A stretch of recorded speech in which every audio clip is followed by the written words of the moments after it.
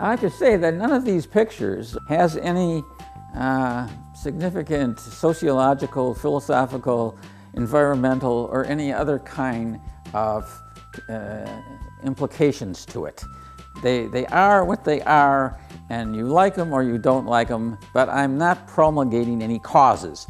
And I don't have to speak about or write about or create a long diatribe of these weighty concerns that particularly the people at the university have and feel compelled to attach their work to in one way or the other. I think that's all a lot of nonsense. This concern people have about what does it mean with abstract expressionism. There's a Diebenkorn painting back there, and I don't know what it means, but it's a beautiful, beautiful painting. It has all the kind of space that I'm interested in, and I could look at that for a long time, but it doesn't really mean anything. After all, what does a Beethoven symphony mean? Does it have a meaning? Am I supposed to listen to that and suddenly contribute money to some cause? No, I don't think so. My name's Dennis Rowan, and I have been making art seriously for more than 50 years. And during that time, I've experimented with a lot of different media and a lot of different ideas and directions. I was planning on going to law school because my father was a lawyer and he wanted to be a member of the firm. And I went to University of Wisconsin in Milwaukee for 1 year, but during that year I took a drawing class, and after that I knew that I wanted to be an artist. And I got a BS degree there, but I majored in art. And I came home one day and told my father at the dinner table that I was not going to be a lawyer, that I was going to be an artist, and not only that, I was giving up the Catholic Church. All at the same time. I figured as long as I was going to shake the old man up, I might as well get everything off my chest. Needless to say, it was a riotous evening.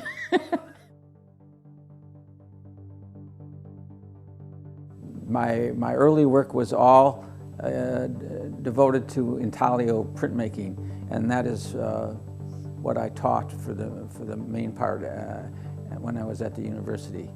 But now I am doing mostly work in collage and drawing, and there are very many benefits for this, not the least of which is that I'm away from all of the noxious chemicals that I had to be exposed to when I was making prints.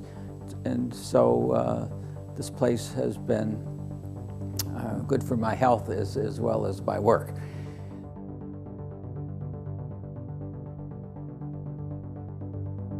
I work here, and I have for the last 10 years, 6 days a week. I work Saturdays.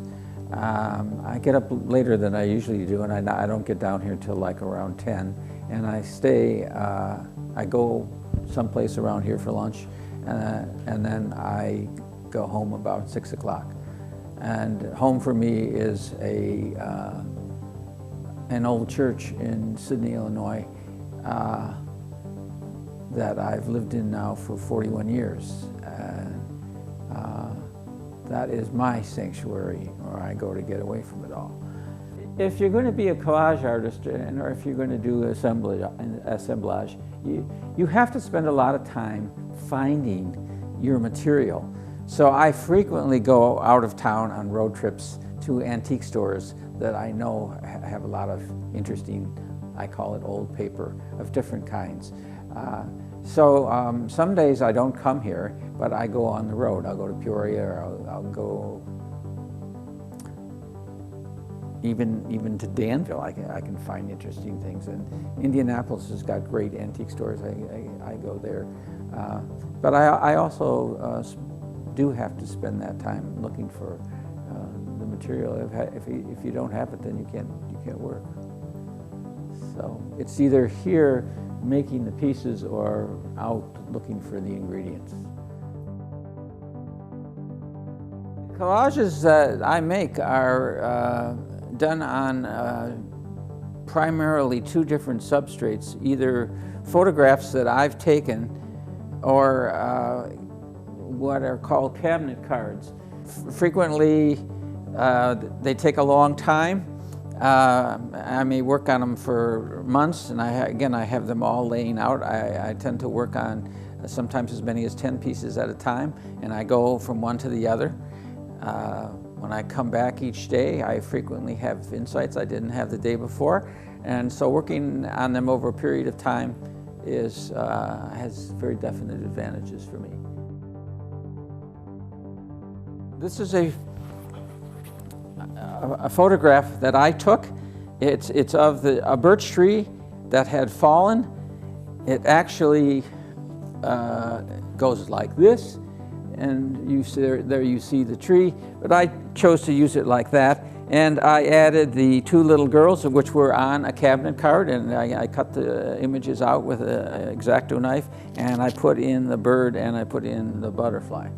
And very often I will do some hand coloring after I put the collage elements down. My wife calls me a whimsical surrealist, and a lot of things that I do make people laugh. And if that happens, I'm delighted, because first of all, this is a blue-footed booby bird, which is a very strange bird to begin with. And of course, he has no business being in this person's library. I don't know how he managed to get in there, but it's meant to amuse people, and it has succeeded so far. This was a cabinet card and a woman, and I have surrounded her by moths. I was fortunate enough to find a book with, well, actually, I had to pay almost $375 for it, but it had hand-colored moths, and I have used them in a number of different pieces.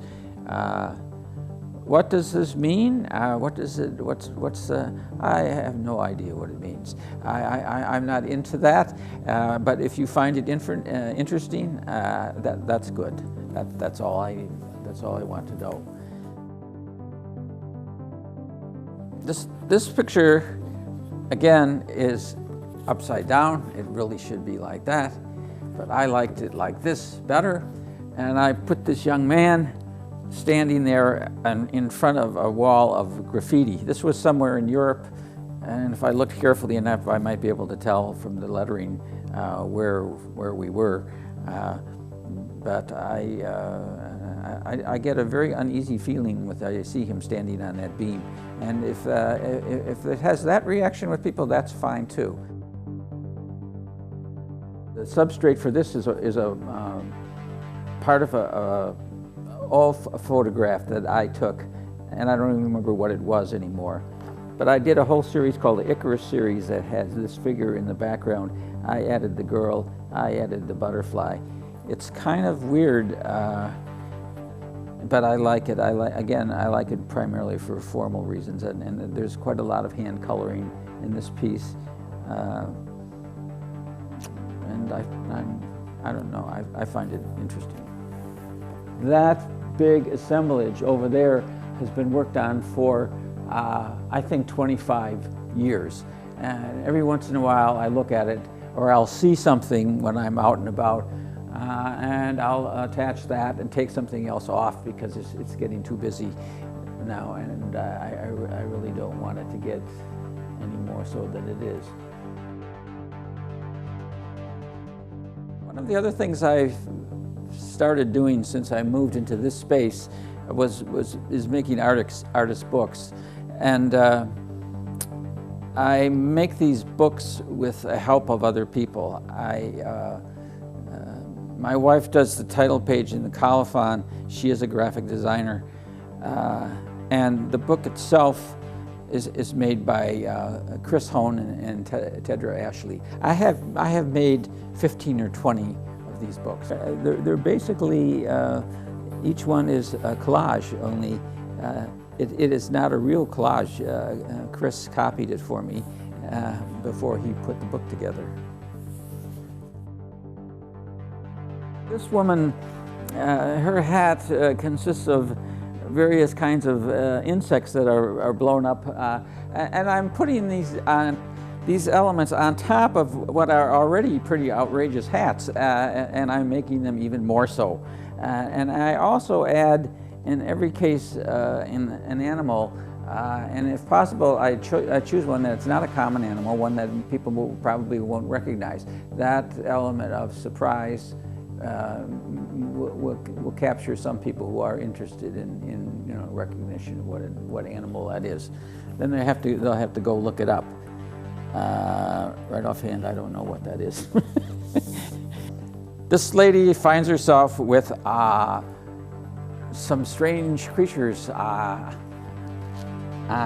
her, particularly the bird. You can see that she is not too sure about this bird's intentions. He does have a very sharp bill, and he's standing in very close proximity to her, and she is not too sure what to do. What can you do about such a creature if it lands on you? If you swat it, who knows what might happen? It might come attack you.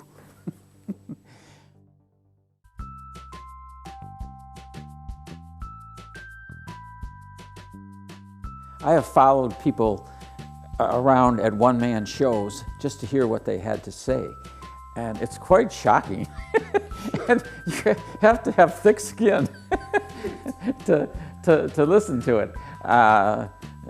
But since the pieces are not intended to have a certain meaning, it didn't bother me that people would have different takes on what they were looking at. I think that's just normal. People do the same thing. If I ask somebody how they liked a certain movie, one person will think this, and another person will think just the opposite of that. And that's good, I think. People should be entitled to interpret things the way they want. But what is important, and I keep coming back to that, is it has to be interesting.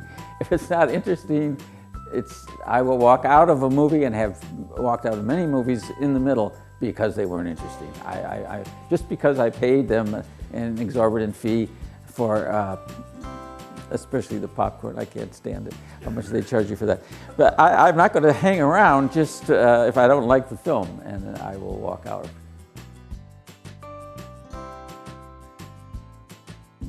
The thing is that nowadays we are bombarded with so many visual images. It's just unbelievable. When you think about television, the internet, magazines, newspapers,